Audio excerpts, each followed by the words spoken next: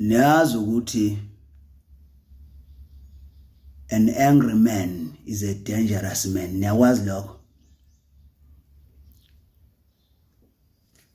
Umuntu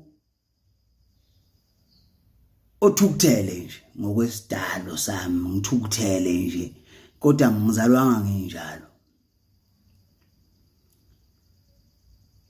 Anginanhliziyo,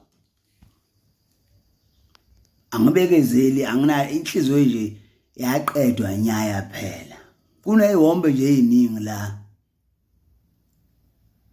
engake nganikela ngayo inhliziyo yami. Umuntu ayisike ahambe nayo, angishiyela yona. Qhubeke ngiyisebenzise inhliziyo yami komunye futhi naye aphinde enze njalo, ahambe nepeace yenhliziyo yami. Kwazi kwafika sekutheni endaweni lapha sengingasethembi umuntu, sengiyigodla yona le encane esele, ngithi ayi angisafune kuyinika umuntu lenhliziyo. Kwasho ukuthi ke inature phela kufuna kube khona umuntu ophilisana naye. Ngihamba ngayinikeza omunye sakumngabaza, kodwa wase ngikhohlisa wanginika izathu zokuthi ngimethembe. Ngagcina sengimnika yonke inhliziyo yami, kanti naye futhi uzophinda ayisike ahambe nayo. Kusacondzulwa yona le yodwa njalo engangifike nayo iphelele emhlabeni.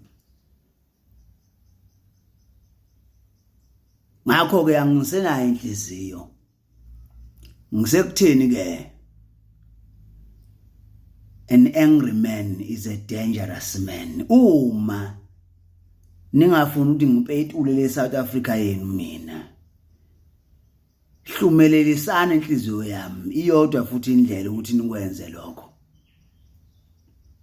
Senginikelile mina ngakho konke benginakho, akulunganga. Sengidinga owesifazane manje ozonikela kimi ngakho konke anakho.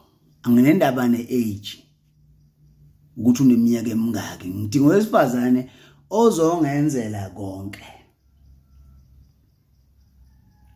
Ozongimkhetheni, anginendaba, wangibhala noma ku-inbox, ozongenzela konke. Makuphoqa ukuthi ngithengele imoto, ngakhela imizi, ngidinga owesifazane ozongenzela nje konke. Mina nje akukho engizomnika khona, ngikabe nje ukuthi ngiyisizwe echathayo. Ngicela nje owesifazane, anginendaba ukuthi ungakanani, ngisho ukuthi umchiliba,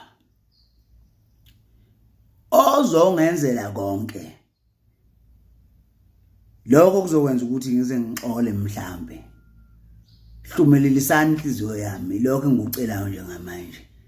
Bonisanani ukuthi ubani eninikela ngaye kimi njengamanje.